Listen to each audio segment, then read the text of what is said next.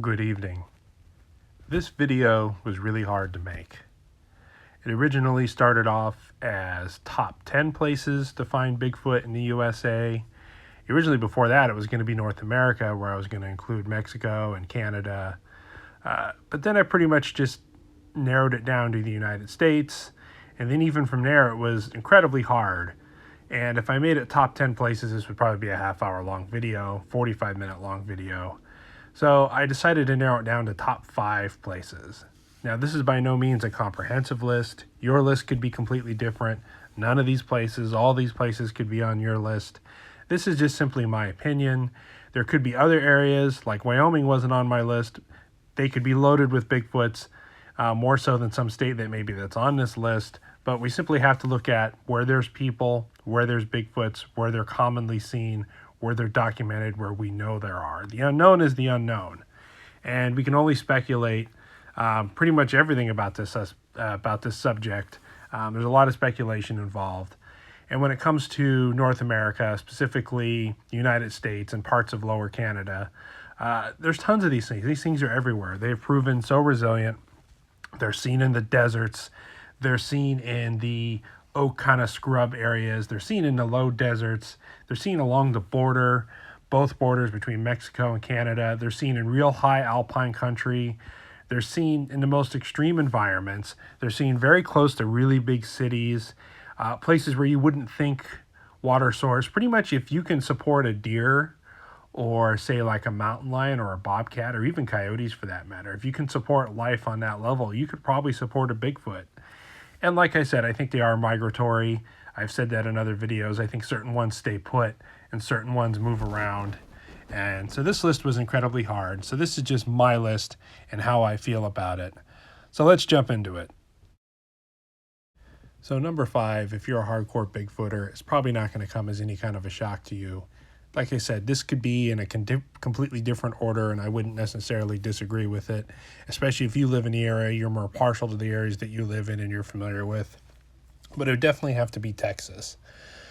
It would be number 5, and more specifically, East Texas. And this could also be said for Oklahoma and Arkansas and Louisiana, the areas that border East Texas. This area particularly seems to be very loaded with Bigfoots. They seem to have type 1s and type 2 Bigfoots. They also seem to have dogman encounters, and they seem to be a very vocal, very active, very aggressive, if you will, type of Bigfoots there. Now, I'm not suggesting that you go there and look for them, but I'm saying if you want to know where they are, this is one of the places that's on the top of my list. Very well documented over the years. There's many things on the internet, lots of stories, everything from, biker bars and remote roadhouses and up to lakes and bigger cities and towns and everything else have a big, long history of Bigfoot sightings, especially there in East Texas, and that's why it's number 5 on the list. Number 4 on this list, like I said, was also very hard to figure out a place for this. Every time I had this video in about 3 different orders of where everything was, and I said, you know what, I just got to put it down. Number 4 would be Oregon. Oregon, you have California to the south and Washington State to the north, and all those states are just so loaded with Bigfoot encounters, and even Idaho and Utah and all the other areas. But being part of the upper parts of it being part of the Pacific Northwest and then kind of coming on down into California, Oregon is just absolutely loaded with them, especially there towards the coast, but even all through the mountains and the more arid areas. This place is just, especially around like Mount Hood and some of those other areas, it is just so loaded with Bigfoots. They got a ton of sightings. There's a big culture of them up there. There's lots of people have encounters there. It really, really fits in, especially between California and Washington, which are also on this list, if you guys could have guessed. But Oregon is a great hot spot. There's lots of different areas, lots of places right off the highways, lots of different campgrounds. The research and areas you can get into are just pretty much endless. So that brings us into number 3. Number 3, like I said, it was very hard to put on this list. Very hard of what order we were going to put it in.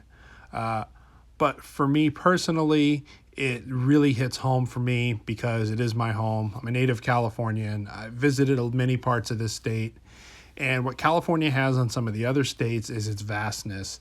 Now, there are other states that are bigger than it as far as square mileage, but we have the lowest point in the United States, one of the lowest points in the world, Death Valley.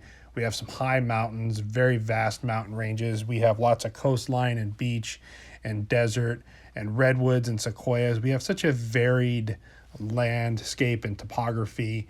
And what's kind of shocking is when you really get into this, you realize they're seen everywhere. They're seen near the coast, they're seen inland, they're seen in the high deserts, they're seen in the mountains, they're seen in everywhere from Big Bear, which is down south, to down towards the border with the whole Zuby stories, all the way up north past Sacramento, all through Yosemite National Park, the whole missing 411 stuff, and Kings Canyon and Sequoia, then going all the way up to the top of the state with Redwood National Park and going on into Oregon.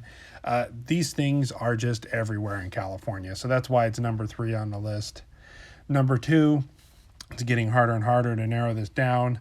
We've had a lot of West Coast stuff on here, and then Texas. So I think it's about time. The Northeast has a lot of them too.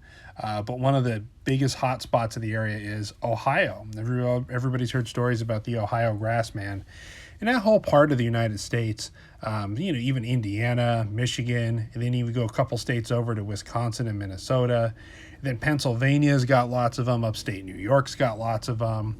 West Virginia, Kentucky. Oh my God, I just think of all these states, especially going on down in the South, just loaded with so many Bigfoot sightings, not to mention Dogman sightings and some other cryptids.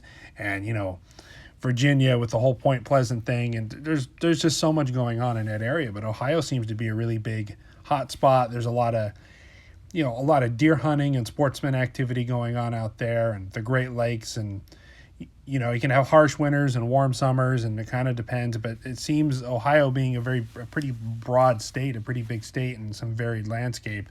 Ohio definitely makes the list. There's tons of reports. There's lots of stuff going on out there. Just go on to BFRO website, and I think it's like 1 in 100 sightings or 1 in 1,000 sightings actually makes their website, just because people don't report them. So number 1 was a fairly easy pick just because of all the stories, the surrounding states, and I think it's a beautiful place. It's Washington State. It's kind of ironic. A friend of mine moved to Washington State from Southern California, and he doesn't believe in Bigfoot. He doesn't think it exists. But I'm like, dude, you're in the Bigfoot capital, especially up there the border near Canada, and especially crossing over into the other states, and then all the way down into Oregon, especially the peninsula coast there, even around Seattle, Mount Rainier, Mount St. Helens, all that stuff, and even going out east.